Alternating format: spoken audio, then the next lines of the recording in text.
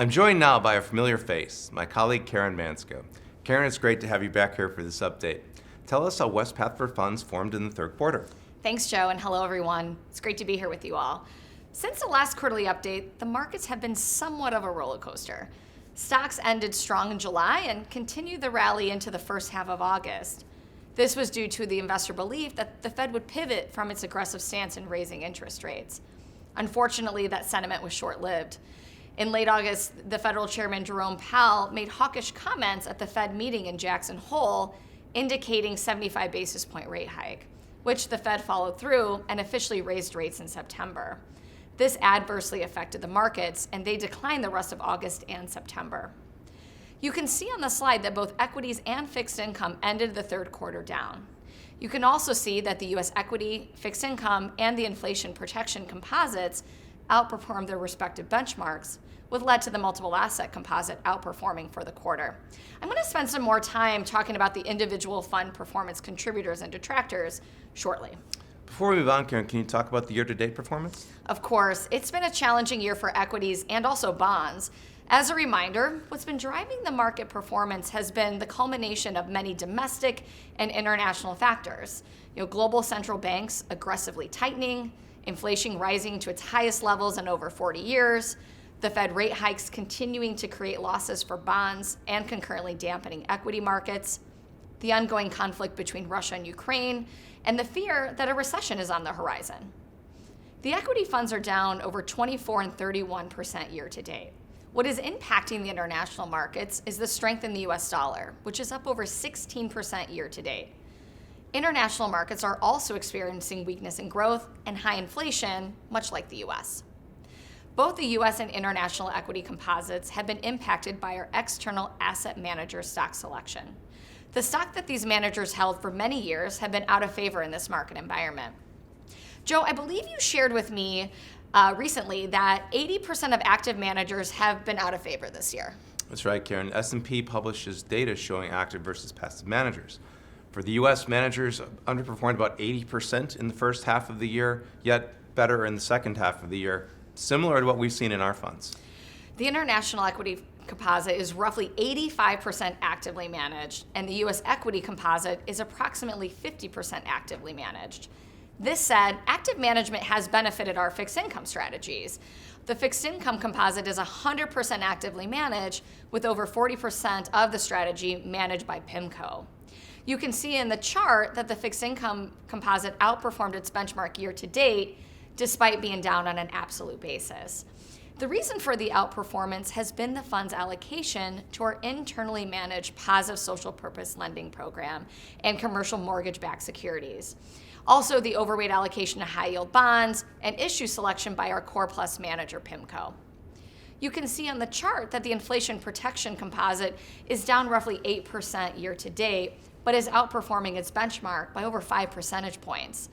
The composite's diversifying strategies of floating rate senior secured loans and commodities have benefited this fund on a relative basis. Despite the two bond funds outperforming their benchmarks year to date, the underperformance by our two equity funds has led to the multiple assets composite underperformance year to date. So Karen, I noticed that you included the short-term investment fund listed on the slide. Any comments you want to add before we move on? You're right, Joe. The one fund I will highlight that we typically do not is our short-term investment fund. This fund's goal is to preserve capital while earning current income generally greater than that of a typical money market fund. The fund's primary holdings are short-term fixed income instruments, including U.S. government, agency or corporate bonds, securitized paper, commercial paper, certificates of deposit, and other similar like investments.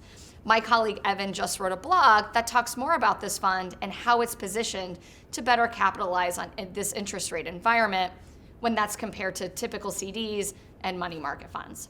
You can see that for the quarter, this fund was up roughly 0.5%. One thing I do want to mention about this fund is that it is best for near-term investment needs, such as near-term obligations, a project, or operating expenses.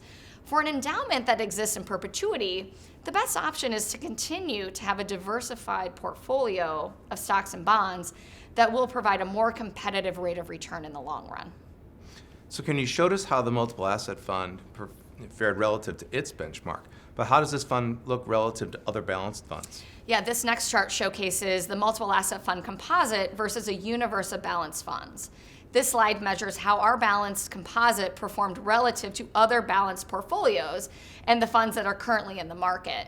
And we're using a universe that is compiled and maintained by Investment Metrics, which is a well-known reporting provider in the investment industry.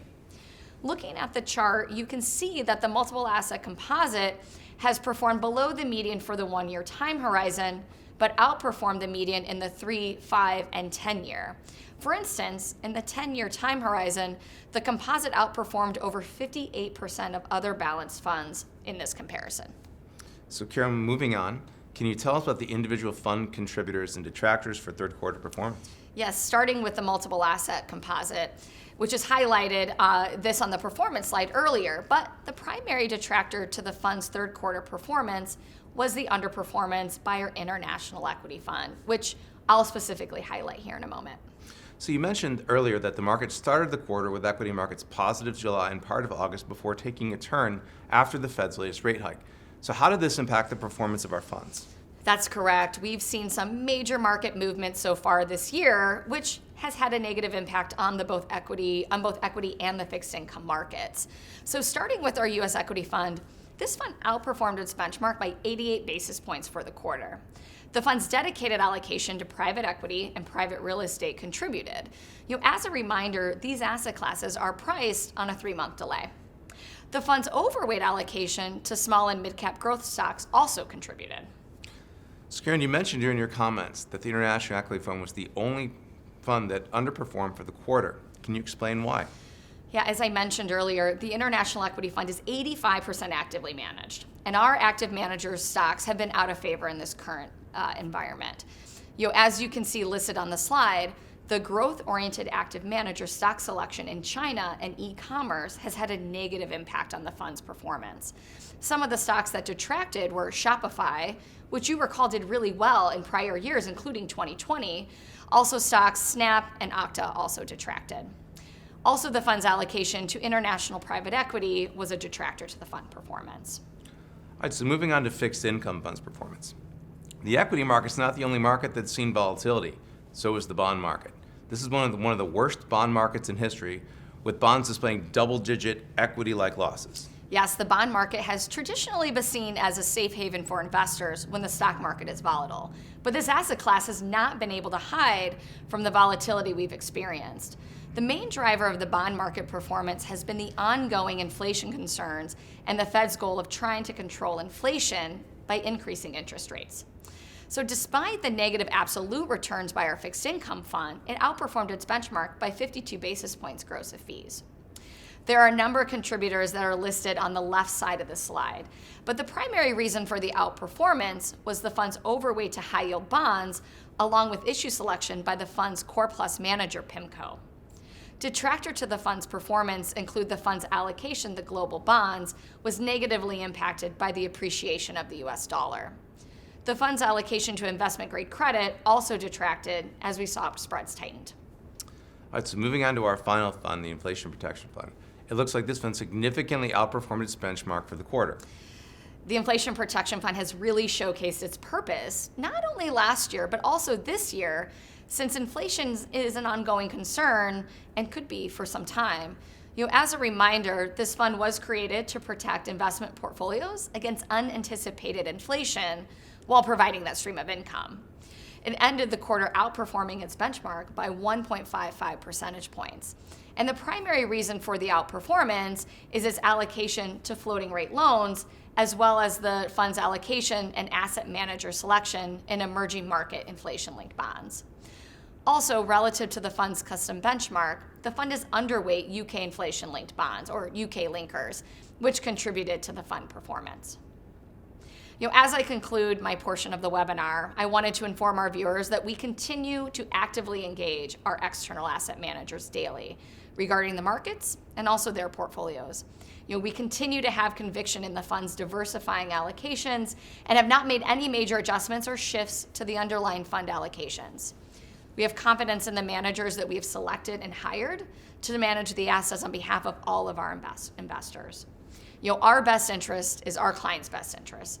And we are here to work with our clients to ensure that we are continuing to invest on their behalf in a way that allows them to meet their long-term financial goals and support the mission of their organization.